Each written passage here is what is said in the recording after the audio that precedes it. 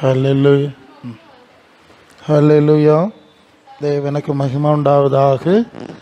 இந்த நாளிலும் நாம் இந்த வீட்டு கூட்டத்தில் ஒரு மாதத்துக்கு பிறகு மீண்டும் கூடி வந்து தேவனை மகிமைப்படுத்தும்படியாய் பரிசுத்த ஆவியானவருடைய வசனங்களை நாம் தியானிக்கும்படியாய் தேவன் நமக்கு உதவி செய்கிறார்.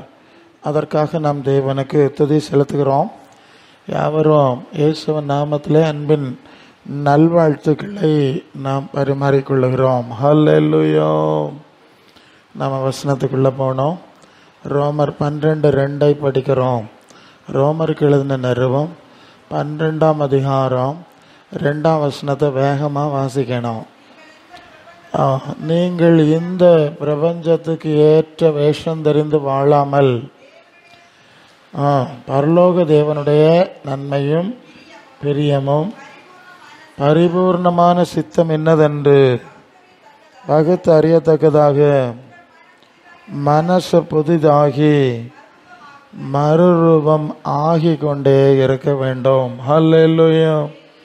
ஒரு சின்ன பிள்ளை பிறந்துன்னா அது 1 மாதம் 2 மாதம் 1 வயசு 2 வயசு அது வளர வேண்டும். அது பிள்ளைக்கு முதலாவது சாப்பாடு கொடுக்கும்போது அதுக்கு ஒரு விழா வச்சிடுறாங்க. 5வது பிறந்த நாள் 6வது பிறந்த நாள் எல்லாம் கொண்டாடுறாங்க. 10 வயசான ஒரு பிள்ளை தொட்டிலை விட்டு இறங்காமல் கிடந்தால் நீங்கள் பிறந்த நாள் கொண்டாடுவீங்களான்னு எனக்கு தெரில. நீங்கள் கேக்கு வெட்டுவீங்களான்னு எனக்கு தெரில. ஏன்? அது சங்கடமான ஒரு விஷயம் இல்லையா? 10 வயசான பிள்ளை தொட்டில் கிடந்தால் நமக்கு பிள்ளை பிறந்தாலும் கேக்கு வெட்டுக்குள்ள சந்தோஷம் வரல. ஸோ அது வளர வேண்டும். ஹைட் அண்ட் வெயிட்டுன்னு சொல்லுவாங்க. எவ்வளோ உயரம் இருக்கோ, என்ன வயசோ, எவ்வளோ வெயிட் இருக்கணும்லாம் கணக்கு வச்சுருக்காங்க. ஸோ இது போல் நாமெல்லாம் ஜடத்தில் வளர்ந்துட்டோம். எலும்பும் சதையில் வளர்ந்து சின்ன குழந்தையாக இருந்தவங்க எல்லாம் 6 அடி 5.5 6 7ன்னுலாம் வளர்ந்துட்டோம். இதில் ரொம்ப வளர்றதுனால ரொம்ப பிரயோஜனம் இல்லை, வளர வேண்டியதான். ஆனால் சிலருக்கு சரீரம் வளரும், மனசு வளராது. ஆள் நல்லா வளர்ந்துருப்பான், புத்தி வளராது. கவனிச்சிருக்கீங்களா? மூளை வளர்ச்சி இல்லை. ஆள் நல்லா வளர்ந்துருப்பான், ஒத்த தடியாக இருப்பான், மூளை வளர்ச்சி இல்லை, ஒரு நார்மல் ஸ்டேஜ் இல்லைன்னா அதுவும் சங்கடம்தான். ஸோ இப்படி ஒரு பிரச்சனை. இனி இதை கடந்து ஒரு பிரச்சனை இருக்குது. சரி, ஆளும் வளர்ந்துட்டான், மனசும் புத்தியும் வளர்ந்துட்டு நல்ல புத்தியாக்கம் பார்த்துக்கிடுங்க. ஆமாம், நல்ல புத்தி தான், எல்லாம் வளர்ந்தாச்சு. எல்லாம் வளர்ந்தாலும் கடைசியில் ஓவராக வளர்ந்தா என்ன ஆகும்? ஒரு 75 80 90 ஓவர் வளர்ந்துட்டுன்னா என்ன ஆகும்? அடுத்தது அது பட்டு போயிடும். ஒரு நாள் பட்டு போயிடும் இல்லையா? இந்த மரங்கள் எல்லாம் அப்படி தான். ரொம்ப ஓவராக வளர்ந்து வருஷம் ஆனால் ஒரு கேட்டும் பட்டு போயிடும். பட்டு போன பிறகு பயன் இல்லை, மண்ணில் வச்சனா. எல்லாம் அவசியமான வளர்ச்சி தான் இதெல்லாம். ஆனால் எல்லாம் இருந்தாலும் எல்லாம் முடிவுக்கு வந்துடுது. இங்கே சொல்லியிருக்கு, மனம் புதிதாகி மறுரூபம் ஆகுங்கள். ஹல்லேலூயா. இந்த மனசுக்கு இன்னொரு வார்த்தை என்ன தெரியுமா? அதை 2 கொரிந்தியர் 4:16 ஆனபடினாலே நாங்கள் சோர்ந்து போகிறதில்ல, புறம்பான மனுஷன் அழிந்து உள்ளான மனுஷன் நாளுக்கு நாள் புதிதாக்கப்படுது. அப்போது இந்த புறம்பான மனுஷனுடைய சூழ்நிலை தெரியும், உள்ளான மனுஷன். அந்த மனம் என்று ரோமர் 12:2 படிக்கிற அதே விஷயத்தை தான் இங்கே உள்ளான மனுஷன் என்று சொல்லியிருக்கிறது. இனி வேறு சில வசனங்களில் நீ இன்று உன் ஆத்மா உன்னை விட்டு எடுத்துக்கொள்ளப்பட்டால் நீ சேகரித்தவில் யாருடையதாகும்? ஆத்மா உள்ளான மனுஷன், ஜீவன், மனம், இதெல்லாம் ஒரே விஷயத்தை குறிக்கிற வித்தியாசமான வார்த்தைகள், எல்லாம் ஒன்று குறிக்கிறது. இப்போ மனம்னா கொஞ்சம் ஈஸியாக நமக்கு புரியும். இந்த மனம் புதிதாகி மறுரூபம் ஆகி கொண்டே இருக்க வேண்டும். இந்த மனசு வளர்ந்து கொண்டே இருக்க வேண்டும். அது எப்படி வளர வேண்டும் என்று சொன்னால், உலக அறிவில் வளர்றது விஷயம் நமக்கு தெரியும். பரலோக தேவனுக்கு பிரியமானது என்ன, நன்மையானது என்ன, அவருடைய சித்தம் என்ன என்று பகுத்து பார்க்கிற நிலையிலே மனம் வளர வேண்டும். இதான் ரொம்ப முக்கியம். இங்கெல்லாம் எவ்வளோ பணம் செலவாகி எல்லாம் படிப்பிச்சாலும் அது எங்கே முடியும்னு நமக்கு தெரிஞ்ச விஷயம். இப்போ ஆத்துமா வளர வேண்டும், உள்ளான மனுஷன் புதிதாக்கப்பட வேண்டும், மனம் புதிதாக்கப்படணும் என்கிற ஒரு விஷயத்தை பார்க்குறோம். இந்த மனம் பரலோக தேவனை குறித்த அறிவு, சித்தம், நோக்கம், திட்டம், அவருக்கு பிரியம் என்ற காரியங்களில் தான் வளர வேண்டும். இதுதான் ரொம்ப முக்கியம். இதுதான் ரொம்ப முக்கியம். ஏன்? இந்த மனம், இங்கே கவனிங்க, இந்த மனம், இந்த ஆத்மா, இந்த உடலை விட்டு என்ன செய்யணும்? நீங்கள் 2 கொரிந்தியர் 5ஆம் அதிகாரத்தில் வரும்போது, இந்த தேகத்தில் குடியிருக்கையில் கர்த்தரிடத்தில் குடியிராதவர்களாக இருக்கிறோம் என்று அறிந்தோம், நாம் தைரியமாகவே இருக்கிறோம். 5ஆம் அதிகாரத்தில் 7. நல்லா கவனிக்கிறீங்களா? நீங்கள் இங்கே கவனிங்க. இந்த தேகத்தில் குடியிருக்கையில் கர்த்தரிடத்தில் குடியிராதவர்களாக இருக்கிறோம் என்று அறிந்தோம், எப்பொழுதும் தைரியமாகவே இருக்கிறோம். நாம் தைரியமாகவே இருந்து இந்த தேகத்தை விட்டு குடி போகவும் கர்த்தரிடத்தில் குடியிருக்கவும் அதிகமாய் விரும்புகிறோம். அது நிமித்தமே நாம் சரீரத்தில் குடியிருந்தாலும் குடியிராமல் போனாலும் அவருக்கு பிரியமாயிருக்க நாடுகிறோம். ஏனென்றால் சரீரத்தில் அவனவன் செய்த நன்மைக்காவது தீமைக்காவது தக்க பலனடையும்படி சாவுக்கு பிறகு நாம் எல்லாரும் ஆத்துமாவிலே கிறிஸ்துவின் நியாயாசனத்திற்கு முன்பாக வெளிப்பட வேண்டும். ஹல்லேலூயா. புரியுதா நான் சொல்றது? கவனிக்கிறீங்களா? என்ன கவனிச்சிங்க? ஆத்மா, உள்ளான மனசு, மனம் என்று சொல்லக்கூடிய உள்ளான மனிதன், இந்த காரியம் இந்த சரீரத்தை விட்டு வெளியேறி போகுது. அது கர்த்தரிடத்திலே குடியிருக்க வேண்டும். நம்முடைய செயலுக்கு ஏற்றபடி கிரியைக்கு பலனை அடைய வேண்டும். ஆகவே அவருக்கு பிரியமாக இருக்க நாடுகிறோம். புரியும்னு நினைக்கிறேன். புரியுதா உங்களுக்கு? அவருக்கு, ஏன்னா அங்கே போகணும் இல்லை, அங்கே நிற்கணும் இல்லை, அங்கே பதில் சொல்லணும் இல்லை, அதனால அவருக்கு பிரியமாக இருக்க நாடுகிறோம். இதை தான் ரோமர் 12:2 படிச்சிட்டோம். அவருக்கு பிரியமும் நன்மையும் சித்தமானது என்னதுன்று இங்கே பகுத்து பார்க்கணும். வசனம் இணைஞ்சிட்டு இல்லையா? நல்லது. இப்படி ஒரு பகுத்து பார்க்கிற நிலை இருக்க வேண்டும். நாம் பொதுவாக எல்லா மதங்களிலும் நீங்கள் பார்த்தீங்கன்னா நிறைய வழிபாடு இருக்குது. நிறைய வழிபாடு இருக்குது. பாடல் வழிபாடு, ஆடல் வழிபாடு, வேறு விதமான வழிபாடுகள், வினோதமான வழிபாடுகள், கடினமான வழிபாடுகள். இந்த அங்க பிரதிக்ஷணம்னு ஒன்று சொல்கிறாங்கல்ல, தரையில் அப்படி உருளுவாங்க, அதுவும் ஒரு வழிபாடு. கடினமான கூரிய ஆயுதங்கள் எல்லாம் வச்சு காயப்படுத்துகிறாங்கல்ல, அதுவும் ஒரு வழிபாடு. இவங்க என்ன நினைக்கிறாங்கன்னா, இந்த மாதிரியான வழிபாடுகள் செய்யும்போது அவங்க கடவுள் சந்தோஷப்படுவார்னு நினைக்கிறாங்க. சிலர் ஒரு ஒரு படத்தை வைக்கிறாங்க, மணப்பொருட்களை கொளுத்துறாங்க. சிலர் ஒரு வடிவத்தை வைக்கிறாங்க, அதுக்கு பாலை ஊற்றுறாங்க, பஞ்சாமிர்தம் ஊற்றுறாங்க, தேனை ஊற்றுறாங்க இல்லையா? இதெல்லாம் எதுக்கு செய்கிறாங்க? அந்த கடவுள் இதனால சந்தோஷப்படும். இப்போ நம்ம என்ன நினைக்கிறோன்னா, நாம் நிறைய பாட்டு பாடினா இயேசுவேன்னு புகழ்ந்தா அல்லது ஏதோ ஒன்று சொல்லி ரொம்ப புகழ்ந்தா கடவுள் என்ன செய்வார்? சந்தோஷப்படுவார். ஏறக்குறைய அதே வழிபாட்டு முறை தான் இது, இன்னொரு வடிவத்தில் இருக்குது. இதை நீங்கள் மனசில் வைக்கணும். இங்கே நாம் அந்த பாடுறது இதெல்லாம் எதுக்கு செய்கிறோன்னா, இதனால் கடவுள் சந்தோஷப்பட போகிறது கிடையாது. நான் உங்களுக்கு விளக்கம் தர போகிறேன். நம்முடைய மனசை ஒருங்கிணைப்பதற்கு, உற்சாகப்படுத்துவதற்கு இல்லையா? அந்த வசனத்தில் உள்ள அந்த பாட்டில் உள்ள வார்த்தைகள் நமக்கு நாமே புத்தி சொல்கிறதுக்கு, உற்சாகப்படுத்துறதற்கு, நம்முடைய மனசை தேவனோடு திருப்புவதற்கு மட்டும்தான் இது பயன்படும். அதுக்கு மேலே பயன்படாது. அதுவும் சரியாக திரும்புமான்னு சந்தேகம். ஏன்னா ஆண்டவர் ஒரு வசனம் சொல்கிறார். மத்தேயு 15:8 படிங்க. மத்தேயு 15:8 படிங்க பார்ப்போம். அங்கே ஒரு காரியத்தை ஆண்டவர் சொல்லுகிறார்ல, இந்த ஜனங்கள், வாசிங்க 15:8 தான். இந்த ஜனங்கள் தங்கள் வாயினால் என்னிடத்தில் சேர்ந்து உதடுகளால் கனம் பண்ணுகிறார்கள். நல்ல வார்த்தையை பாருங்கள். பாட்டு இருக்குது, ஆராதனை இருக்குது, இசைக்கருவி இருக்குது, நிறைய வழிபாடு இருக்குது, பார்த்துட்டோம். இதெல்லாம் இருந்தாலும் அவருடைய இருதயம், மனம் என்னோடு இணையாமல் இருக்கிறது. அப்போ இப்படிப்பட்ட வழிபாடெல்லாம் தொடர்ந்து சொல்கிறார். மனுஷனுடைய கற்பனைகளை உபதேசங்களாய் போதித்து வீண் ஆராதனை. சரியா? இவ்வளவு நேரம் வழிபாடுன்னு கொஞ்சம் நான் சொன்னேனே, இதெல்லாம் தேவனுடைய பார்வையில் வீணாக இருக்கிறதுன்னு நான் சொல்லலை, இயேசு சொல்லிட்டார். அதுதான் பிரச்சனை. இதெல்லாம் வீணாராதனாப்பா.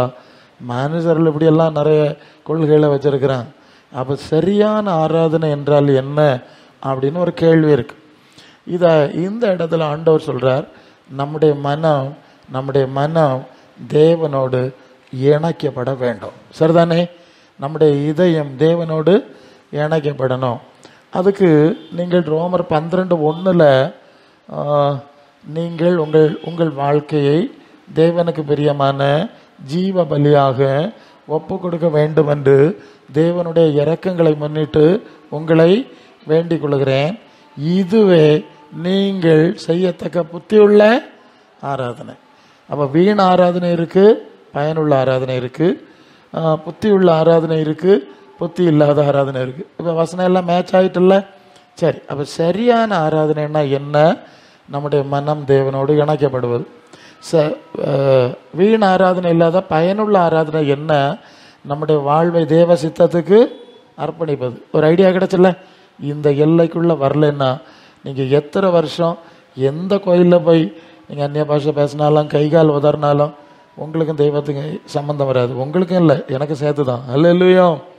சம்மந்தம் இதுதான் நாம் படிக்க வேண்டிய காரியம். இது இப்போ தெரியலை, அது வேறு லைனில் போகுது. சரி, இந்த மனம் தேவனோடு இணைய வேண்டும். நம்முடைய மனம் தேவனோடு இணைய வேண்டும் என்றால் நம்முடைய மனம் தேவனுக்கு பிரியமானது இன்னது என்பதை சிந்திக்கக்கூடிய ஒரு எல்லைக்கு வரணும். சரிதானே? அவருக்கு பிரியமானது இன்னதுங்கிறத சிந்திக்கக்கூடிய பகுத்தறியக்கூடிய பக்குவம் இல்லாத ஆளுக்கு மனசு தேவனோட இணையாது. புரிஞ்சிட்டுல்ல? அதான் அந்த வசனம் அப்படி சொல்லுது. அப்படி வாங்க, அப்போ தான் உங்கள் என் மனம் தேவனோட இணையும். இல்லைன்னா வேற எந்த வழியிலும் இணைக்க முடியாது. இதை சரியாக நீங்கள் புரியணும். ஏசாயா தீர்க்கதரிசன புஸ்தகத்தில் 55ஆம் அதிகாரம் 8ஆம் வசனம் தானே, சீக்கிரம் படிங்க. ஏசாயா 55:8 சொன்னது என்ன சொல்லுது பார்ப்போம். என் நினைவுகள் உங்கள் நினைவுகள் அல்ல, உங்கள் வழி எனக்கு வழியும் இல்லை. சரி, வாசிங்க, இன்னும் வாசிங்க. பூமியை பார்க்கிலும் வானங்கள் எவ்வளோ உயர்ந்திருக்கிறதோ அப்படியே உங்கள் வழிகளை பார்க்கிலும் என் வழிகளும் உங்கள் நினைவுகளை பார்க்கிலும் என் நினைவுகளும் உயர்ந்திருக்கிறது. புரிஞ்சுட்டுல்ல? மனுஷனுக்கு நினைவெல்லாம் தெய்வனுடைய நினைவு கிடையாது. இவனுக்கு வழியெல்லாம் தெய்வ வழி. அந்த அளவு தேவனுடைய வழிகளுக்கும் திட்டத்துக்கும் சிந்தைக்கும் மனுஷருடைய வழிகளுக்கும் சிந்தைக்கும் திட்டத்துக்கும் மிகப்பெரிய வேறுபாடு இருக்கு. அவன் எந்த மதத்தை சேர்ந்தவனாலும் சரிதான், இதுதான் அடிப்படை. வேறுபாடு இருக்கு. இதுக்கு என்ன காரணம்னு நமக்கு தெரியணும். இப்படி அவர் தேவ சாயலில் படைச்சாரு, ரூபத்தில் படைச்சாரு அப்படி சொல்லி தானே வந்திருக்கோம். நம்ம எல்லாம் தேவை பிள்ளைன்னு தான் நம்ம நினச்சிட்டு இருக்கிறோம். இது என்னடா புது கதையாக இருக்குன்னு நீங்கள் நினைக்க போகிறீங்க. இப்படி தேவனுடைய வழிகளுக்கும் நம்முடைய வழிகளுக்கும் வித்தியாசம் இருக்கிறதுக்கு என்ன காரணம்னு சொன்னால் எபேசியர் 2ஆம் அதிகாரம் 2-3 வசனம் படிக்கணும்.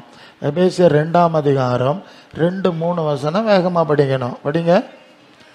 முற்காலத்தில் நல்ல கவனிங்க, வார்த்தையை பாருங்க. இவ்வுலக வழக்கத்தின்படியாக கீழ்ப்படியாமையின் பிள்ளைகளிடத்தில் இப்பொழுதும் கிரியை செய்து கொண்டிருக்கிற ஆகாயத்து அதிகார பிரபுவாகிய ஆவிக்கு ஏற்றபடியாக நடந்து கொண்டீர்கள்.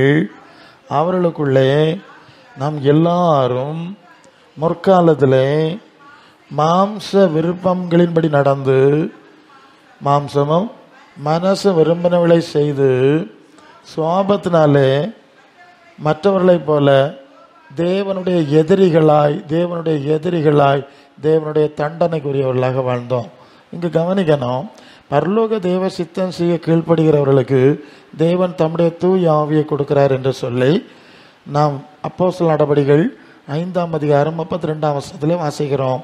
தேவன் தமக்கு கீழ்ப்படுகிறவர்களுக்கு தந்தருளின தேவனுடைய ஆவி சாட்சி. இங்கே என்ன வாசிக்கிறோம்? பரலோக தேவனுக்கு கீழ்ப்படியலை, விரும்பலை, தேடலை, சுவிசேஷத்துக்கு ஒப்பு கொடுக்கலை. இவங்க தேவனுக்கு கீழ்ப்படியாதவங்க. சரிதானே? தெரிஞ்சாலும் புரிஞ்சாலும் கீழ்ப்படியலை. கீழ்ப்படியாம போகும்போது அவர்கள் பரலோக தேவனுக்கு கீழ்ப்படியாத பிள்ளைகளிடத்துல வேறொரு ஆவி கிரியை செய்கிறது. அது என்ன ஆவி? ஆகாயத்து அதிகார பிரபுவின் ஆவி, பிசாசின் ஆவி. இது எங்க இருந்து ஆரம்பிச்சது? ஏதேன் தோட்டத்தில் ஆதாம் ஏவாள் தேவனுக்கு கீழ்ப்படியாம போனாங்கல்ல, அப்பமே பிசாசுக்கு ஆளுக வந்துட்டு அங்கிருந்து தொடங்கினது. இப்படி தொடங்கி உலகம் முழுவதும் பிசாசனுடைய ஆளுகைக்குள்ள வந்து விட்டது எல்லாம். அப்போ உலகத்தினுடைய மனிதர்களுடைய நினைவு சிந்தனை அது அவங்க தெய்வ சிந்தனை நினச்சிக்கிட்டாலும் இல்லை அவங்களுக்கு தெரியாமல. ஏன்னா மனக்கண்களை குருடாக்கினான்னு சொல்லியிருக்கு. தாங்கள் செய்கிறது இன்னதென்றும் சாதிக்கிறது என்னதென்றும் அறியாதிருக்கிறாங்க. இயேசு சிலுவையில் அறையும்போது பிதாவை அவர்களுக்கு மன்னியும், தாங்கள் செய்கிறது இன்னதென்று அந்த அளவு இருட்டுக்குள்ளே இருக்கிறாங்க. இது வேறொரு ஆவி. இவங்க உலகத்துக்கு நடுவில் இருக்கிறாங்க. உலகம் முழுதும் இந்த ஆவி, உலக மனுஷர் முழுதும் இதில் தான் இயங்குறாங்க. அவங்க உலக வழக்கத்தெல்லாம் ஏற்படுத்தி வச்சிருக்கிறாங்க. இவங்களும் அந்த உலக வழக்கத்தில் போயிடுறாங்க. புரியுதுல நான் சொல்கிறது? வேற ஆவி, வேற சிஸ்டம், வேற சூழ்நிலை, இவங்க அப்படியே போயிடுறாங்க. இவன் முற்றிலும் தேவனுக்கு எதிரியாய் கோபாக்கினேன் பிள்ளைகளாய் வாழ்கிறார்கள். நம்மளும் வாழ்ந்திருப்போம். இப்போ நீங்கள் எப்படி வாழ்கிறீங்கன்னு நீங்கள் தான் பார்க்கணும். அப்போ நாம் எப்படி தேவனுக்கு சத்துருக்களாக இருக்கிறோம், இருந்தோம், அதுக்கு எதிராக இருக்கிறோன்னு ஒரு ஐடியா கிடச்சிருக்கோம். இந்த உலகம் முழுசும் பிசாசுக்குள்ளே கிடக்கிறதுனால, அதோட இணைஞ்சு போகிறதுனால தான் இந்த மிகப்பெரிய பிரச்சனை உண்டாகிறது என்பதை நாம் அறிஞ்சிருக்கணும். அதனால தான் எபேசியர் 4:17 வந்தீங்கன்னா, மற்ற பிரஜாதியார், சீக்கிரம் படிப்பீங்களா? ஆதலால் கர்த்தருக்குள் நான் உங்களை திட சாட்சியாக எச்சரிக்கிறது என்னவென்றால், மற்ற பிரஜாதிகள் தங்கள் வீணான சிந்தையில் நடக்கிறது போல நீங்கள் இனி நடவாமல் இருந்து, புத்தியில் அங்கதாரப்பட்டு இருதய கடினத்தினாலே அறியாமையினாலே தேவனுடைய ஜீவனுக்கு அந்நியராக போதும் போதும் போதும் தேவனுடைய ஜீவனுக்கு அந்நியராக இருக்கிறார்கள். அவ்வளோ நமக்கு போதும். என்ன புரிஞ்சுங்க? இருள், அறியாம, மனக்கடினம், நன்மை தீமை பகுத்தறியக்கூடிய உணர்வு கிடையாது இல்லையா? அந்த அளவு கடினம், இருட்டில் இருக்கிறாங்க. அறியாமையினாலே தேவனுக்கு அந்நியராக இருக்கிறாங்க. இவங்க தான் உலகத்தினுடைய சூழ்நிலை மனிதர்கள், பிரஜாதிகள். இவர்கள் அப்படி இருக்கிறாங்க. அதுபோல் இனி நீங்கள் இருக்கக்கூடாது. இப்போ புரியுதில்ல? அந்த மாதிரி சென்ஸு சிந்தனை டைப்பில் நீங்கள் இனி இருக்கக்கூடாது. நான் கண்டிப்பாய் உங்களுக்கு எச்சரிக்கிறேன் என்று சொல்லுகிறார். பிலிப்பியர் 2:15 வந்தால் 15 என்ன சொல்லுது? கோணலும் மாறுபாடுமுள்ள சந்ததி நடுவில் குற்றமற்றவர்களும் கபடற்றவர்களும் தேவனுடைய மாசற்ற பிள்ளைகளுமாக இருக்கும்படி எல்லாவற்றையும் முறமறப்பு இல்லாமலும் தர்க்கிப்பு இல்லாமலும் செய்யுங்கள். அப்போது நீங்கள் இருக்கிற சூழ்நிலை கோணலும் மாறுபாடு, அதுக்கு நடுவில் தான் நம்ம இருக்கிறோம். இங்கே இருக்கும்போது தேவனுடைய பிரியமானதை சிந்திச்சிக்கூடிய மனசுக்கு வரும்போது, அல்லது அதை சொல்லும்போது, அப்படி தான் இருக்கணுமோ, இப்படி இல்லையோ, அந்த சபையார் அப்படி இல்லையோ, அவ்விய கிறிஸ்தவர்கள் இல்லையோ, அவ்விய வேதக்கார், இப்படியெல்லாம் பேசிகிட்டு இருக்கக்கூடாது. புரியுது நான் சொல்கிறது? பரலோக தேவனுக்கு எது பெரியும் அது பகுத்து பார்க்கக்கூடிய பக்கத்தில் போயிட்டே இருக்க வேண்டியதான். இது உலகத்துக்கு எதிரான நிலை. உங்களுக்கு புரியுதா? இப்படிப்பட்ட ஒரு மனநிலை வரையலைன்னா நாம் செய்கிற எல்லா தொழுகைகளும் வீணானவை. புரியும்னு நினைக்கிறேன். இந்த எல்லைக்குள்ளே வராமல் செய்யக்கூடிய அத்தனை தொழுகைகளும் அத்தனை வழிபாடுகளும் வீணானவைங்கிறத மறந்துடக்கூடாது. அப்போ இந்த எல்லைக்குள்ளே நாம் வரணும். நீங்கள் ஆதியாகமத்தில் 5:24 படிங்க. ஆதியாகமம் 5:24 வரும்போது நாம் என்ன வாசிக்கிறோம் தெரியுமா? படிங்க. ஏனோக்கு தேவனோட சஞ்சரித்து கொண்டிருந்தான், அவன் காணப்படாமல் போனான், தேவன் அவனை எடுத்துக்கொண்டாள். நல்ல கவனிங்க. ஏனோக்கு எங்கே வாழ்ந்தான்? பரலோகத்தில் வாழையில, பூலோகத்தில் தான் வாழ்ந்தான். இப்போ கேட்டான்ல, கோணலும் மாறுபாடும் உள்ள சந்ததியின் நடுவில் வாழ்ந்தான். மற்ற பிரஜாதிகளுக்கு நடுவில் தானே வாழ்ந்தான். அவன் எல்லாரையும் தேவனோடு சஞ்சரித்தாங்கன்னு சொல்லலைல்ல, ஏனோக்கு மட்டும்தானே சொல்லியிருக்கு. அதுக்கு என்ன பொருள் தெரியுமா? இந்த ஏனோக்குடைய மனசு மட்டும் தேவனுடைய மனசோடு இணைஞ்சிருந்தது. புரியும்னு நினைக்கிறேன். இந்த அதான் தேவனோடு சஞ்சரிக்கிறதுன்னு அப்படி தானுங்க. அவருக்கு மனசும் இவருக்கு மனசும் இணைஞ்சது. இந்த ஏனோக்கு ஒருவனுடைய மனசு, அவனுடைய மனைவிக்கு மனசு இணையலை, பிள்ளைகளுடைய மனசு சொல்லியிருக்கு இல்லையா? மனைவி உண்டு, குமாரன் குமாரத்தியெல்லாம் இருந்தாங்க. சொந்த குடும்பத்தில் இருந்தவர்களுடைய மனசே இணையில்லை. ஏனோக்குடைய மனசு மட்டும் தேவனோட இணைஞ்சதுன்னு சொன்னா, அவன் சஞ்சரிச்சான்னு சொன்னா, அவன் தேவனுக்கு பிரியமும் நன்மையும் பிரியமானதை பகுத்து பார்க்கிற ஒரு மனிதனாக வாழ்ந்திருக்கிறான். இப்போ புரியுதானு சொல்றது? தேவனோடு சஞ்சரிக்கிறதுன்னு சொன்னா இதுதான். இப்படி தான் அவன் நடந்திருக்கிறான். 6ஆம் அதிகாரத்தில் 9வது வசனத்தில் வந்தீங்கன்னா, 6:9 படிங்க. நோவா தன் காலத்தில் இருந்தவர்களுக்குள்ளே நீதிமானும் உத்தமனுமா இருந்தான், தோ நோவா தேவனோட சஞ்சரித்து கொண்டான். அந்த வார்த்தை கிளியரா இருக்கு இல்லையா? எவ்வளவு பேர் இருந்தாங்க, அவன் மட்டும் அந்த வார்த்தையை சொல்லியிருக்கு இல்லையா? அவர்களுக்குள்ளே நோவாவுடைய குடும்பத்தார கூட பேசல, அவன் பிள்ளைகள் மனைவி கூட பேசல, அவனை மட்டும்தான் பர்டிகுலரா சொல்லியிருக்கு. ஆனா அவன் நிமித்தம் அந்த ஒரு குடும்பத்துக்கும் பேழையில பாதுகாக்கிற சூழ்நிலை கிடைச்சது. அதுக்கு காரணம் யாரு? நோவா தேவனோடு சஞ்சரிச்சான். தேவனோடு சஞ்சரிச்சான்னா நோவாவுக்கு மனசும் தேவனுடைய மனசும் இணைப்புல இருந்து, சரிதானே? இணைப்புல இருந்ததுனால தான் அவர் பேசினதை இவன் கேட்க முடிஞ்சது இல்லையா? மழை பெய்ய இப்படி ஒரு நிலைமை வரப்போது, அழிக்க போறேன், உன்னை பாதுகாத்துக்க, உனக்கு ஒரு வேலையை செய்யணும்னு சொல்லி தேவனோடு இணைப்புல இருக்காதவங்களுக்கு அது தெரியல, அது புரியல. இணைப்புல இப்பவும் அப்படிதான், தேவனுடைய இணைப்புல இருக்கிறவங்களுக்கு தேவனுடைய ரகசியம் தெரியும், தேவன் செய்யக்கூடிய காரியம் தெரியும், தேவன் சில காரியங்களை வெளிப்படுத்துவார். சில வேளை சிலதாக புரிஞ்சிக்க மாட்டாங்க, இது என்னென்னு தெரியாம எனக்கு ஒன்றும் புரியலைன்னு சொல்லுவாங்க. சிலது புரிஞ்சுக்குவாங்க. நான் நிறைய புரிஞ்சுட்டேன், எனக்கு நிறைய அனுபவம் உண்டாயிட்டு அதில் புரிஞ்சுக்கிட்டேன் என்னென்ன நடக்குதுன்னு. சில விஷயத்த அப்போ புரிஞ்சுக்கிட்டேன். இப்போ இந்த கொரோனா வர்றதுக்கு முன்னால் தேசத்தை ஒரு இருள் நிரப்பி கொண்டு வர்றதுன்னு நான் தான் சத்தம் போடுறேன் சொப்பனத்தில், எனக்கு தெரியலை. பஸ் எல்லாம் நிறுத்திட்டாங்க, ஜனங்கள்லாம் கால்நடையாக ஓடுறாங்க, கஷ்டப்படுறாங்க, அப்படி ஒரு சொப்பனம் பார்க்குறேன், எனக்கு புரியலை.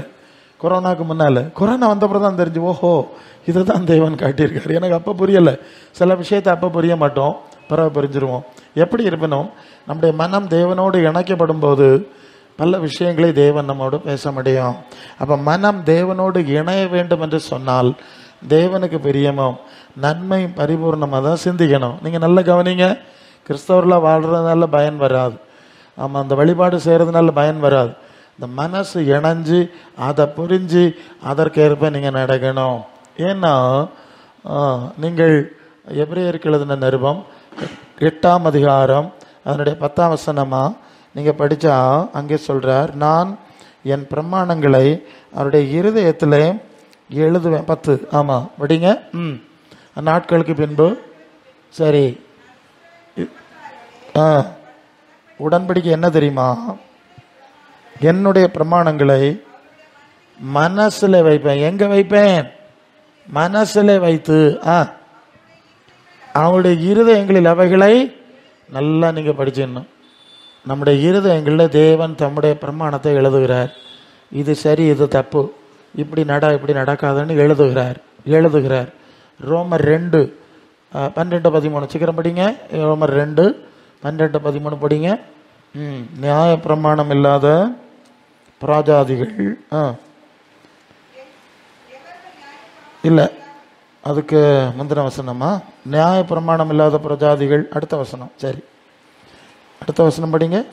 2:14 நியாய பிரமாணம் இல்லாத பிரஜாதிகள் சுவாபமாய் நியாய பிரமாணத்தின்படி செய்கிற போது நியாய பிரமாணம் இல்லாத அவர்கள் தங்களுக்கு தாங்களே நியாய பிரமாணமாக இருக்கிறார்கள். அவங்களுடைய மனசாட்சி சொல்லுங்க, மனசாட்சி சாட்சி இடுகிறதுனால குற்றமன்று குற்றமில்லை என்று அவருடைய சிந்தனைகள் ஒன்றை ஒன்று தீர்க்கிறதுனாலும் நியாய பிரமாணத்துக்கு ஏற்ற கிரியை என்ன வார்த்தை? அது தங்கள் இருதயத்தில் எழுதி இருக்கிறது என்று காண்பிக்கிறார். அப்ப தேவன் தம்முடைய பிரமாணத்தை எங்க எழுதுறாரு? மனசுல எழுதுறாரு. சரியா? இங்க சொல்லியிருக்கு புறஜாதின்னு சொல்லியிருக்கு. விசுவாசி இல்லை, கிறிஸ்தவன் இல்லை, பரிசுத்தாவி பெற்றவன் இல்லை, புறஜாதியார்னு தானே சொல்லியிருக்கு, அவிசுவாசின்னு தானே சொல்லியிருக்கு. அவங்க இருதயத்தில் எழுதுறாருன்னா நம்ம இருதயத்தில் எவ்வளவு அதிகமாக எழுதணும்? என்ன சொல்றீங்க நீங்க? பரிசுத்தாவி வரும்போது சத்திய 1 யோவான் 2:27 நீங்கள் அவராலே பெற்ற அபிஷேகம் உங்களில் நிலைத்திருக்கிறது, ஒருவனும் உங்களுக்கு போதிக்க வேண்டுவதில்லை. அந்த அபிஷேகம் சகலத்தையும் குறித்து உங்களுக்கு போதிக்கிறது. சரிதானே? சகலத்தை என்ன செய்யுது உங்களுக்கு? அப்போ அவிசுவாசிக்கு பரிசுத்தாவி இல்லைல்ல, அங்க தேவன் இருதயத்தில் எழுதினார்ல. இப்போ விசுவாசி ஆயாச்சு, பரிசுத்தாவி பெற்றா எவ்வளவு அதிகமாக போதிச்சிருக்கணும்? என்ன சொல்றீங்க நீங்க? எவ்வளவு கூடுதல், அவங்கள விட ரொம்ப ஷார்பன். இப்ப நிலைமை என்னன்னா, அவிசுவாசிகளுக்கு இருக்கக்கூடிய மனசாட்சி அறிவு கூட விசுவாசி கிடையாது. ஆவி இல்லாதவர்களுக்கு இருக்கக்கூடிய மனசாட்சி அறிவு கூட யாரு கிடையாது? ஆவி உள்ளவளுக்கு கிடையாது. அப்போ இந்த ஆவியை பரிசுத்த ஆவின்னு சொல்லுது அப்படி? இது குருட்டாட்டத்தின் ஆவி தானே, இது பொய்யின் ஆவி தானே, இது இருதய கடினத்தின் ஆவி தானே. உணர்வற்ற அவர்களுடைய இருதயம் இருளடைந்தது. அது உணர்வு உண்டாக்குற ஆவி, இது உணர்வு இல்லாமல் ஆக்குற ஆவி. அப்போது எந்த ஆவியில் சிக்கி இருக்கோன்னு நம்ம சிந்திச்சுக்கணும். அது நம்முடைய சிந்தனையில், நம்முடைய சிந்தனை, நம்முடைய வாழ்க்கை, நம்முடைய நடை உடை, நம்முடைய செயல்பாடு எல்லாத்துலேயும் தெரியுங்க. நீங்கள் சொல்லுங்கள், மற்ற பிரஜாதியாருடைய எல்லா செயல்பாட்டுக்கும் உங்களுக்கு என்ன வித்தியாசம்? நீங்கள் தண்ணியில் முங்கி எத்தனை வருஷம் ஆச்சு? கை கால் உதறி எத்தனை வருஷம் ஆச்சு? சொல்லணும்ல. கை கால் மட்டும் தானே உதறீங்க. எத்தனை வருஷம் ஆச்சு? உங்களுக்கும் மற்றவங்களுக்கும் ஏதாவது வித்தியாசம் உண்டா? நீங்கள் போய் சுவிசேஷம் சொல்ல போனோன்னு பாச சொல்லுவார் அடிக்கடி, சுவிசேஷம் சொல்ல போனோம். நீங்கள் போய் சுவிசேஷம் சொல்ல போனோன்னு அவள் போய் இறங்க பார்த்துட்டு நீ சொர்க்கத்துக்கு போவேன்னா உனக்கு முன்னே நான் போவேன்னு சொல்லுவா. என்ன எதுப்போம்? அது இல்லை இப்போ இந்த எல்லாமே.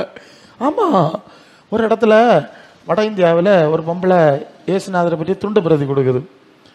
அப்போ வட இந்தியாவில் உள்ள பெண்கள் எல்லாம் முழு ட்ரெஸ் பண்ணியிருப்பாங்க, தலையெல்லாம் மூடி இருப்பாங்க. இந்துக்கள் அவங்களும் அதான் செய்வாங்க. ட்ரெஸ் இருக்குது, நீங்கள் பாருங்கள். இது கையில்லாத ப்ளவுஸ் போட்டுட்டு, எப்படி கையில்லாத ப்ளவுஸ் போட்டுட்டு இங்கே அம்மா துண்டு பிரதி கொடுத்துட்ருக்கு. அதுவும் எப்படி இறங்க பார்க்குது. இறங்குவது காத்து புரிஞ்சதில்லை சொல்கிறது. நம்ம மார்க்கத்துக்கு லட்சணத்தை சொல்லுவேன். நம்ம அப்படி தூப்பிட்டு அதுவோ போகுது. சிலர் ஆளுவெல்லாம் துண்டு பிரதியை வாங்கி மூஞ்சில் எறிஞ்சிட்டு போகிறாங்க. நீயும் கொள்ளலாம், உனக்கு மார்க்கம் கொள்ளலாம். ஆமாம், நான் சாது சுந்தர் சிங் என்று சொல்லி ஒரு ஊழியக்காரர் இருந்தார். நான் வாலிபத்தில் என் புக்கெல்லாம் வீட்டில் உண்டு, அப்போவுமே படிச்சுட்டேன். அவர் சீக்கிய மார்க்கத்தை சேர்ந்தவர். அவர் இயேசுவை தரிசித்து இந்த சூழ்நிலைக்கு வந்துட்டார். ஆண்டவர் வீட்டை விட்டு விரட்டிட்டாங்க, ஓடி போயிட்டார். ஆண்டவருக்கு ஊழியமாக கால் நடையாதான் நடப்பார், செருப்பு போட மாட்டார், மனுஷன் காசு கையில் வாங்க மாட்டார். நெய்யூர், நாகர்கோயிலெல்லாம் வந்திருக்கார். ஓகே, இவருக்கு புஸ்தகம்லாம் நான் படிச்சிருக்கேன்னா, இவருக்கு ஒரு புஸ்தகம் எழுதியிருக்காருங்க. அந்த புஸ்தகத்துக்கு தலைப்பு என்ன தெரியுமா? கிறிஸ்துவுடன் இல்லாத கிறிஸ்தவர்கள். கிறிஸ்துவுடன் இல்லாத கிறிஸ்தவர்கள், கிறிஸ்துவுடன் இருக்கின்ற கிறிஸ்தவர் அல்லாதவர்கள். இதுதான் அந்த புத்தகத்துக்கு தலைப்பு. ஒரு சின்ன புக்கு. அதில் அவர் என்ன சொல்லுறாருன்னா, அநேகர் கிறிஸ்தவ மார்க்கத்தை சார்ந்தவர்கள், வாழ்க்கைப்படியும் செயல்படியும் அவர்களுக்கும் கிறிஸ்தவுக்கும் சம்பந்தம் இல்லை. இனி ஒரு கூட்டத்தார் இருக்கிறார்கள், அவர்கள் கிறிஸ்தவ மார்க்கத்தை சார்ந்தவங்க கிடையாது, ஆனால் வாழ்க்கையினாலும் செயலினாலும் இயேசுவோடு இணைஞ்சிருக்கிறார்கள். இது கொஞ்சம் அற்புதம். அவர் சொல்றார். அதில் ஒரு முக்கியமான உதாரணம் சொன்னார். இவர் வாலிபத்திலே ஆண்டவரை ஏற்றுக்கொண்டனால வீட்டை விட்டு விரட்டிட்டாங்க, ஓடிட்டார். சுற்றி எடுத்து அப்புறம் அப்பா அம்மா எல்லாம் இறந்துட்டாங்க. ரொம்ப வருஷம் ஆயிடுச்சு. ரொம்ப வருஷம் ஆனோடனே ஊருக்கு திரும்பி வந்தார். இந்த ஊர் பழைய ஊருக்கு போகணும்னு வந்திருக்கார். இங்கே இவர் வாலிப பிராயத்தில் இவருக்கு நண்பர்கள் இருந்தாங்களே, பால்ய நண்பர்கள், அவரெல்லாம் சிலர் சந்தித்து பேசினார். பேசினோடனே இயேசுவை பற்றி இவர் சொன்னார். அந்த நண்பர்கள் அவங்களும் வளர்ந்துட்டாங்க. அவங்க சொன்னாங்களா, சுந்தர், நீ இயேசுவை பின்பற்றுகிறத பற்றி நாங்கள் ரொம்ப சந்தோஷப்படுறோம். ஏன் தெரியுமா? இயேசு ஒரு பெரிய மகான், ஒரு சிறந்த உயர்வான மகான். அவரை நீ பின்பற்றுறது எங்களுக்கு சந்தோஷம். ஆனால் இந்த கிறிஸ்தவ மார்க்கத்தார் நடத்துகிற கோழி பண்ணையில் மட்டும் போய் சேர்ந்துடாது. அந்த புக்கில் எழுதுறது இயேசுவை பின்பற்றுறது சந்தோஷம் தான்ப்பா, கிறிஸ்தவ மார்க்கத்தார் நடக்கிற கோழி பண்ணையில் மட்டும் போய் சேர்ந்துடாது. எவ்வளோ புரிஞ்சு வச்சுருக்காங்கன்னு பார்த்துருங்க. நம்ம நினைக்கிறோம் அவன் மாதிரி குருட மாதிரி செவட மாதிரிட நம்ம நினச்சிக்கிட்டு, அவனை எல்லாம் தெரிஞ்சு வச்சுக்கிட்டு நடக்கிறான். எஸ், அவங்களுக்கு தெரியும் கிறிஸ்தவ மார்க்கம் இது சிலுவக்கல்ல தான் அடிக்கடி திட்டுவேன் இல்லை. சிலுவக்கல்ல மாதிரிலாம் போய் அங்கே போய் பாவியேன்னு சொன்னால் அவன் என்ன செய்வான்? இது ஒரு கிறுக்கு மார்க்கமாக்கிட்டாங்க. நம்ம கிறுக்கு மார்க்கத்தாராக இருக்கப்படாதனாக ஆண்டவர் நமக்கு படிப்பிச்சுட்டு இருக்காரு. நீங்கள் தேவனுக்கு பிரியமான சிந்தித்து பரிசுத்தமான சிந்தித்து நடக்கக்கூடிய தேவ பிள்ளைகளாக நடக்கணும். இன்னொரு சம்பவம் முன்னால் வருது. ஜவஹர்லால் நேரு தெரியுமா உங்களுக்கு? ஜவஹர்லால் நேரு இந்திரா காந்திக்கு அப்பா. சுதந்திர போராட்டத்தினால ஜெயிலில் ரொம்ப வருஷம் ஜெயிலில் இருந்தார். அவருக்கு ஒரே மகள். யார்? இந்திரா காந்தி. ஒரே மகள் தானே. பாட்டி வீட்டில் தான் வளர்ந்தா. ஏன்னா ஜவஹர்லால் நேருவும் அவங்க மனைவி 2 பேரும் 2 ஜெயிலில் இருந்தாவலாம். ரொம்ப செல்வந்தன், கோடீஸ்வர குடும்பம் ஜெயிலில் இருந்தா. அப்போ இவர் ஜவஹர்லால் நேரு உலகம் முழுசும் படித்து கரைஞ்சி குடித்தவர். அங்கே ஜெயிலையும் புக்கெல்லாம் படிப்பார். தனக்கு மகளுக்கு எத்தனையோ விஷயம் படிப்பிக்கணும்னு ஆசை. அவருக்கு வாய்ப்பு கிடைக்கல. ஏன்னா அவர் ஜெயிலில், இந்திரா வீட்டில். என்ன செய்கிறதுன்னா, ஒவ்வொரு நாளும் தன் மகளுக்கு லெட்டர் எழுதுவார். என்ன எழுதுவார்? டேட்டை போட்டு இடத்தை போட்டு லெட்டர் எழுதுவார். ஒரு லெட்டர் வந்து ஒரு 80ஆம் பக்கம் நோட்டு சொல்லுவோம் இல்லையா நம்ம பழைய, அந்த மாதிரி இருக்கும் லெட்டர். ஒரு லெட்டர் எழுதுவார். இதில் இந்த லெட்டர்லாம் அந்த இந்திரா காந்தி அம்மையார் சேகரித்து பத்திரமா வச்சுட்டாங்க, இங்கிலீஷில் எழுதுனது. அப்புறம் அவர் விடுதலை பண்ணி வந்த பிறகு நெஹ்ரு எழுதின லெட்டர் எல்லாத்தையும் சேர்ந்து ஒரு புஸ்தகமாக போட்டாங்க. என்கிட்ட 2 வால்யூம் இருந்து 2 வால்யூம் தமிழ்லேயும் டிரான்ஸ்லேட் பண்ணாங்க. ஏன்னா அது ரொம்ப, அவர் எழுதின விஷயத்தை எல்லாம் இங்கிலீஷ்லேயும் தமிழில் எனக்கிட்ட அந்த புக்கு இருந்து. அப்போ அவர் உலகத்தில் உள்ள எல்லா காரியங்களையும் பற்றி மகளுக்கு படிப்பிக்கிறார், வரலாற்று செய்திகளை சொல்லுகிறார். அதில் மதங்களை குறித்து சொல்கிறார். அதான் இன்ட்ரெஸ்டிங். மதங்களை குறித்து சொல்லும்போது ஒவ்வொரு மதமாக சொல்கிறார். புத்த மதம்னா என்ன தெரியுமா, இந்து மதம்னா என்ன தெரியுமா, இஸ்லாம்னா என்ன தெரியுமான்னு மகளுக்கு அது பெரிய டீட்டெயில். கிறிஸ்தவ மார்க்கத்தை பற்றி எழுதுகிறார். என்ன எழுதுகிறாருன்னு கேட்டால், இயேசு கிறிஸ்து உயர்ந்த மகான், அவருடைய போதனைகளை நாம் பின்பற்ற வேண்டும், அவரை இதுதான் சொல்லுவார். ஆனால் இந்த கிறிஸ்தவ மார்க்கத்தார் அவருடைய போதனைகளை கடைபிடிக்க மாட்டார்கள். அதுக்கு பதிலாக அவரை கடவுளாக்கி ஆராதனை செய்து திருப்தி பட்டு கொண்டார்கள். அவருக்கு புஸ்தகத்தில் இருக்கு. இயேசுநாதர் நல்லவர் தான், அதை கிறிஸ்தவ மார்க்கத்தார் கடைபிடிக்கல. இது மாதிரி தான் புத்தர் நல்லவர் தான், புத்தருடைய போதனைகளை கடைபிடிக்காம புத்தரை கடவுளாக்கிடுவாங்க. இது மாதிரி ஒரு விஷயமாக கிறிஸ்தவ மார்க்கம் பார்த்துக்க. ஆனால் இயேசுநாதருடைய போதனைகளை உண்மையாக கடைபிடிக்கிறவர் நம்முடைய மகாத்மா காந்தி இல்லையா, அஹிம்சை. நம்ம காந்தி தான் கடைப்பிடிச்சார். இங்கிலாந்துக்கார பயவை கடைப்பிடிச்சானா நம்ம எப்படி அடிமைப்படுத்துவானா? அவன் வேத புத்தகத்தை வச்சுட்டு கோயிலுக்கு போயிட்டு வந்து நம்ம அடிச்சுன்னு இருக்கான் இல்லையா? ஸோ பாருங்க, வெளியே புரிதல் எப்படி இருக்கு, நாம எப்படி வாழணும், ஒரு புரிதல் உங்களுக்கு கிடைச்சிருக்கோம். ஒரு விஷயம் சொல்லி முடிச்சிடறேன், சமயாயிடுச்சு. அது என்னன்னா, நான் வந்து ஹையர் செகண்டரி படிச்சுட்டு இருந்தேன். அப்போ வந்து அந்த நான் டீட்டெயில்னு ஒரு துணை பாடம் உண்டு, இங்கிலீஷ்லேயே ஆகும். எஸ்ஏஸ் கொஞ்சம் கட்டுரைகள் இருக்கும். அதில் ஒரு நல்ல கவனிங்க, ஒரு கட்டுரை என்னன்னா, நெஹ்ரு, இந்த ஜவஹர்லால் நேரு இருக்குல்ல, இவரை பற்றி ஜார்ஜ் டாயின்பி என்கிற இங்கிலாந்து நாட்டை சேர்ந்த ஒரு எழுத்தாளர். அவர் கிறிஸ்தவர், இங்கிலாந்து நாட்டை சேர்ந்தவர், இங்கிலீஷ்காரன். அந்த நாட்களில் அவங்க தானே நம்ம தேசத்தை ஆட்சி செஞ்சாங்க இல்லையா? அதனால அவர் இந்த நெஹ்ருவோடு நெருங்கி பழகி இருக்காரு. நல்லா புரியணும், இந்த நேருவோடு என்ன செஞ்சிருக்காரு, நெருங்கி பழகி இருந்ததுனால இந்த நெஹ்ருவை பற்றி தன்னுடைய நாட்டு மக்களுக்கு, யாருக்கு, நெஹ்ரு வந்து இந்தியர் இல்லையா, ஜார்ஜ் டாயின்பி ஒரு எழுத்தாளர், நெஹ்ரு ஒரு பிரபலமானவர், இவரை பற்றி நமக்கு படிக்கணும்னு சொல்லி இந்தியா வந்திருக்கார். இந்தியா வந்து அவரு கூடயே நடந்திருக்கார். இவர் என்ன செய்கிறாரு, என்ன பேசுகிறாரு, இதெல்லாத்தையும் கவனித்து எழுதியிருக்கார். இதை எழுதி யாருக்கு எழுதினாரு, தன்னுடைய நாட்டு மக்களுக்கு இந்த ஆளை பற்றி சொல்லிக் கொடுக்கணும்ல, ஒரு எழுத்தாளர். அப்போ தான் அந்த இன்ட்ரெஸ்டிங்காக படிப்பாங்க. அதுக்கு அவர் எழுதுனதை நான் சொல்கிறேன். நான் இங்கிலீஷில் ஹையர் செகண்டரியில் படித்ததை நான் சொல்கிறேன்.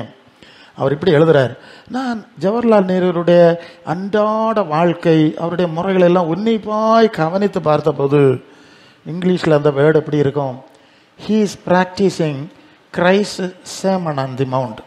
he is practicing Christ's sermon on the mount.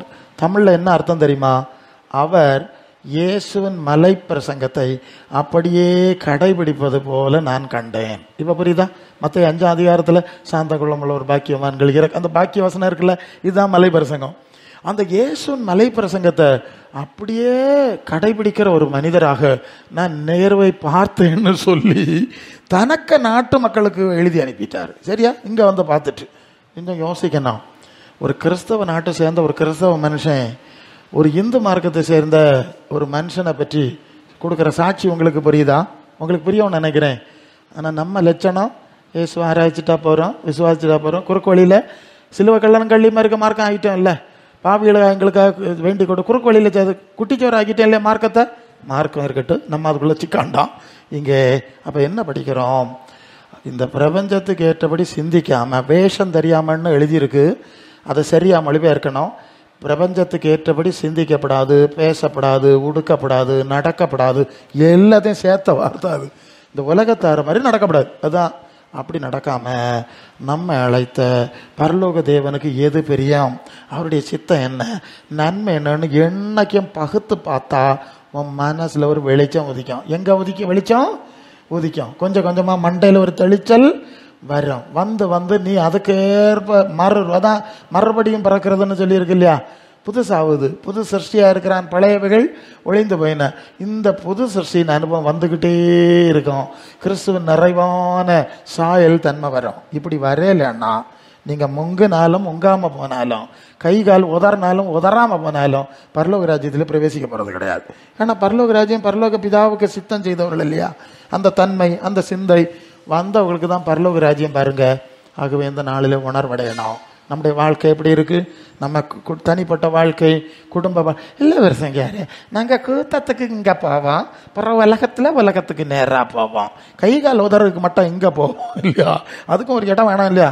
ஆமாம், கை கால் உதறது நல்லது, ஒரு நல்ல எக்ஸசைஸ் தான். கொஞ்சம் நேரம் உதறினா கொஞ்சம் ரத்த ஓட்டம் வரும், சுகர் குறையும், கொலஸ்ட்ரால் குறையும். ஆமாம், அதுக்கு கொள்ளலாம். சொர்க்கத்துக்கு போகிறதுக்கு இந்த உதறல் பயன்படாது. பார்த்துக்க, சொர்க்கத்துக்கு போகிறதுக்கு எனக்கு மனசு புதுசாக இருக்கணும், உன் குணம் மாறி இருக்கணும், உன் சிந்தை மாறி இருக்கணும். கிறிஸ்தியசுடைய சிந்தை வராதவன் கிறிஸ்து இருக்க இடத்துக்கு எப்படி போக போறான்? நீங்க சொல்லுங்க. வசனம் அப்படித்தான் சொல்லுது. ஸோ இதெல்லாம் இந்த நாளில் சிந்திக்கிறதுக்காக இந்த வீட்டு கூட்டங்களை எல்லாம் போட்டு, ஜப கூட்டம் போட்டு, ஒரு ஜபம், ஒரு பிரசங்கம் இல்லாம பிரசங்கியார் வந்து 3 பாட்டு பாடி ஜபம் பண்ணி வானத்தை திறந்து விட்டுட்டு போயிடுவாருன்னு நினைச்சதியாளோ? அப்படியாக ஆளுகளுக்கு நினைப்பு. அதான் அப்போஸ்தலருடைய உபதேசத்திலும் ஜெபம் பண்ணதிலும் உறுதியாய் தரித்திருந்தார்கள். நீங்க ஒழுங்கா இருந்ததெல்லாம் படிச்சாத அளவில் கூட அக்கா இப்படி கோயிலுக்கெல்லாம் சுத்தாத, மரியாதையா வந்திருந்ததெல்லாம் படிச்ச இல்லைன்னா பரலோகத்துக்கு நீங்க சுவிசேஷத்தை இப்படி சொல்லியிருக்க. இதெல்லாம் படிச்சாட்டா போக முடியாது அக்கா, இந்த வேஷம் ஒன்றும் கண்ணை மூடுறப்புறம் வராது பார்த்துக்கன்னு சொல்லி இப்படி சுவிசேஷத்தை சொல்லலாம் சொல்லி 10 பேரை கூட்டிட்டு வாருங்க. நீங்களும் படிச்சு உருப்படுங்க, 4 பேரை உருப்படுத்துங்க, அந்த வேலையாவது செய்யுங்க. இந்த வார்த்தைகள்னால கர்த்தர் உங்களை ஆசீர்வதிப்பாராக. ஆமென்.